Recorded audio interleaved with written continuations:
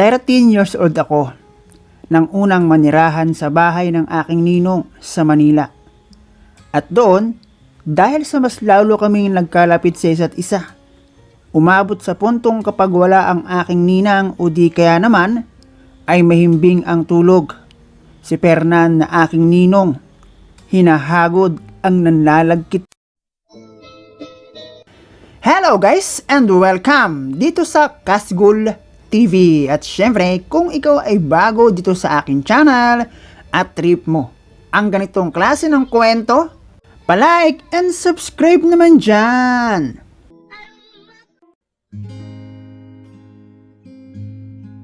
Itago mo na lang ako sa pangalang Lady Mac 18. Matapos ko makagraduate ng elementarya, naging question mark sa aking isipan kung makakapag-aral pa ako ng high school at college.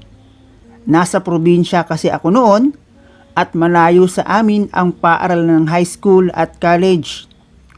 Isang buwan bago ang enrollment, nasabi sa akin ni Mama na kung okay lang sa akin ang mag-Manila. Doon mag-aaral at tutuloy ako sa aking ninong at ninang na kababata ng aking magulang. Pinag-isipan ko ang bagay na iyon dahil alam kong hindi iyon magiging madali sa party ko at sa aking magulang. Dahil iyon ang unang beses na magkakalayo kami. Pero sila Mama at Papa rin naman ang nag-push sa akin at ang aking dalawang kapatid para kahit papaano ay may tutulong sa kanila pag ako ay nakatapos. Tsaka ninong at ninang ko naman ang mga taong aking makakasama. Ganoon na nga ang nangyari at medyo struggling sa akin ang Manila. Anong malay ko laking probinsya ako. Pero syempre noong tumagal nasanay din ako. Hindi naman ako nahirapan ng pakikisama sa aking ninong at ninang dahil sila lang naman ang nasa bahay. Wala pa kasi silang anak. Kahit sa kabila noon 10 years na silang kasal. Noong una ay medyo hinahanap-hanap ko ang lugar kung saan ako isinilang at kung nasaan ang aking pamilya.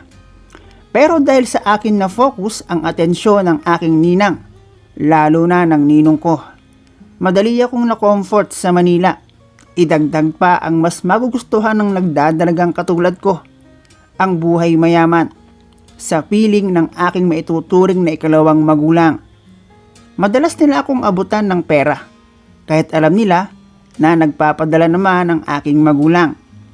Iba kasi sa Manila, ang hirap kumilos kapag wala kang pera at kapag kapos, ang aking ninong Fernan ang nag-aabot sa akin. Kaya naman na-enjoy ko talaga ang aking pag-aaral.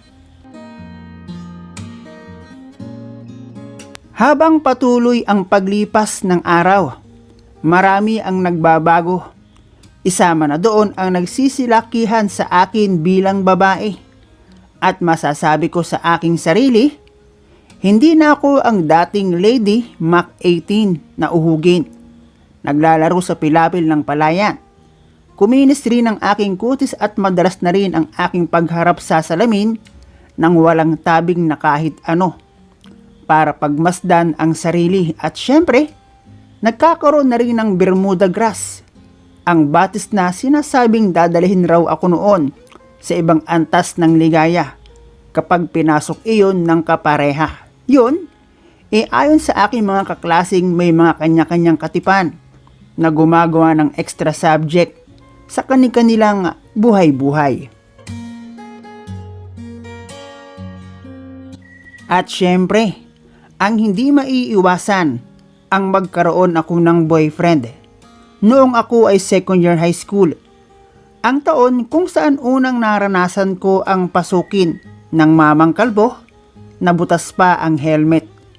Pero syempre bago iyon, marami rin kaming pinagdaanan na pag-i-experiment.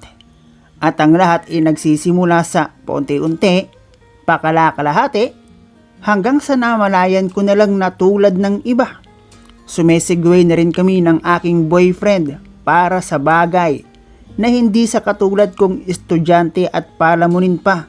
ng ninong at ninang. Bukod sa aking boyfriend na si Chris, hindi lang siya ang lalaki na malapit sa akin. Ganoon din ang aking ninong Fernan, na napapansin kong simula noong magbintugan ang dating kapatagan, ay pansin kong nagiging malagkit ang pagtitig sa akin, lalo na kapag nakapangtulog na ako, na para bang alam niyang kapag ganoon na ang aking outfit, tanging iyon na lang ang nagkukubli sa kuweba at bulubundukin kong tuluyan ng naglakihan dahil sa madalas na paglambitin ni Chris na aking boyfriend.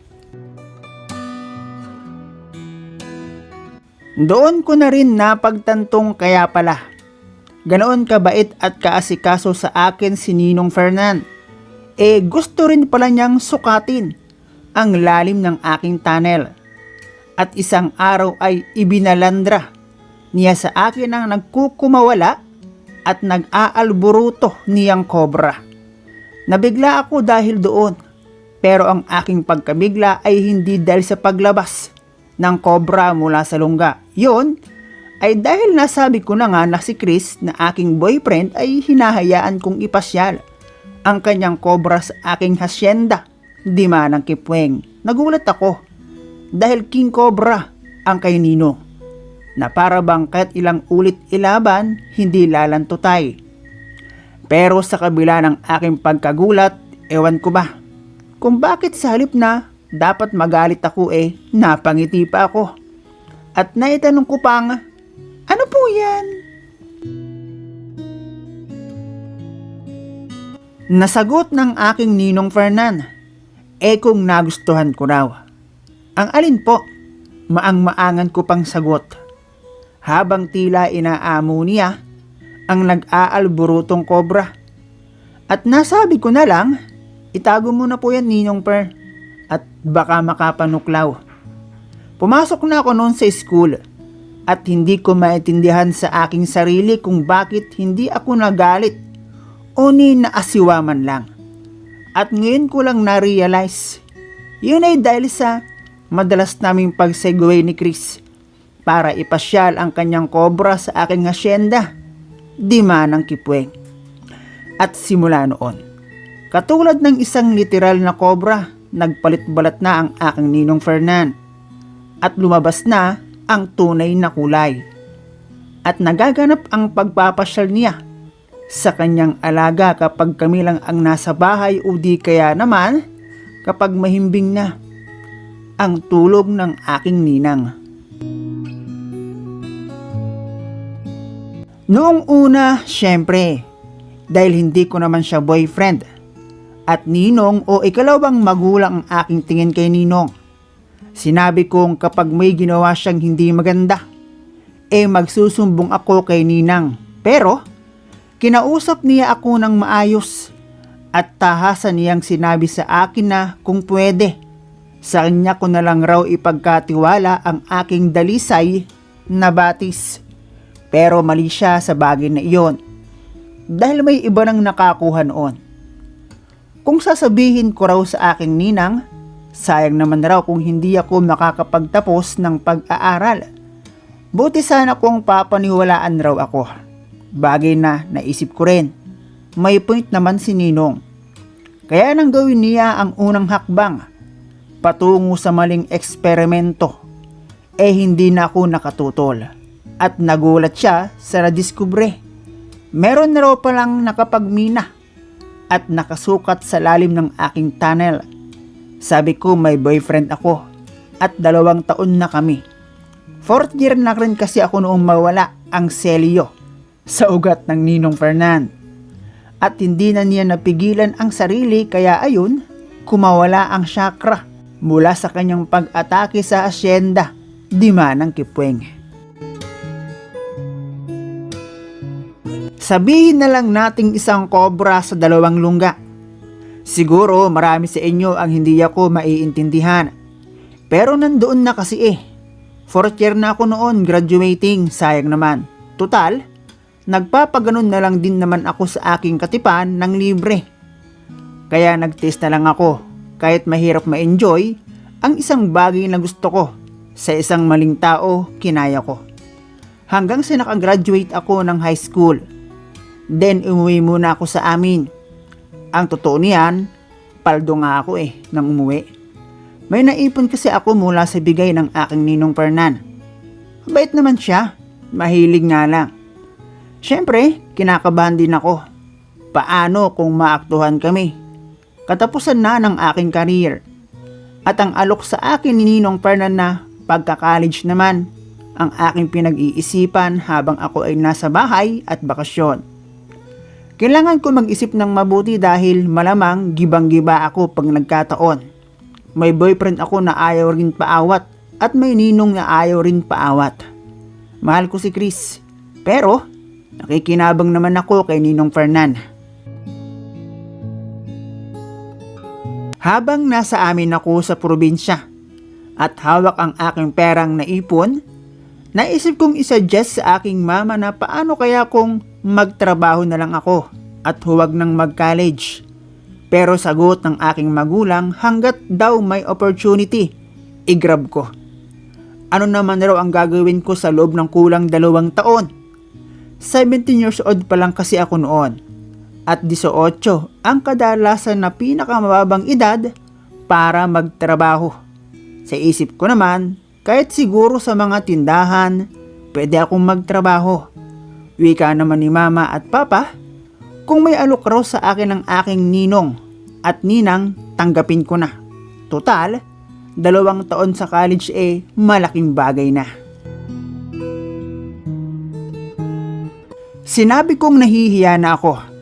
Sinabi ko sa aking magulang na tulungan lang nila ako sa paunang bayad sa boarding house at magwo-working student na lamang ako.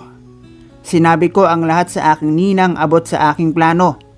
Okay lang naman raw iyon at sinabi pang sabihin ko rin raw kay Ninong Fernan. Baka may tutulong siya sa akin tungkol sa boarding house para makamura.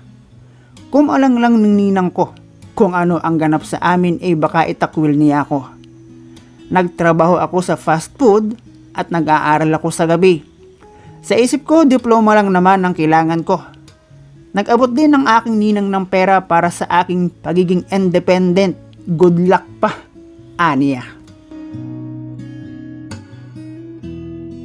Pero habang tinatapos ko ang 2 taon sa college, habang nagtatrabaho, ang hirap pala. Naikumpara ko tuloy ang aking buhay noong nakinaninang ako at noong magipit ako sa pera. Nagsabi ako sa aking ninang na nalaman naman ng aking Ninong Fernan. Nakinuha naman niyang pagkakataon upang muli ay kanyang masukat ang lalim ng aking tunnel. At dahil nalaman na rin niya ang aking boarding house, naging madalas ang pagpunta niya doon sa akin upang matempt naman ako. Sa perang meron siya kapalit ng pagbuka ng rosas kahit tanghaling tapat. At nag-alok pang kami na lang raw ang magsama. Tutal naman daw ay hindi maibigay ng aking ninang ang anak na kanyang hinihingi. Kako binibigay ko na ang gusto niya. Pero ang tablahin si ninang sa ganoong paraan kako mag-isa siya. Mula noon ay natakot na rin ako makipaglaro ng apoy kay Fernan. Baka sirain niya ang aming usapan na walang buntisan. Kaya minabuti kong lakasan ang aking loob, galingan sa trabaho at pag-aaral. Ginibap ko na rin ang aking boyfriend total, wala naman siyang naitutulong sa akin. Kaya mas nakafocus ako ng maayos sa trabaho at pag-aaral. Awa ng Diyos, nakatapos naman ako at meron ng trabaho. Nakatulong sa magulang at ngayon, heto, may sarili na rin akong pamilya. At ang aking dinanas ayokong maranasan ng aking mga anak.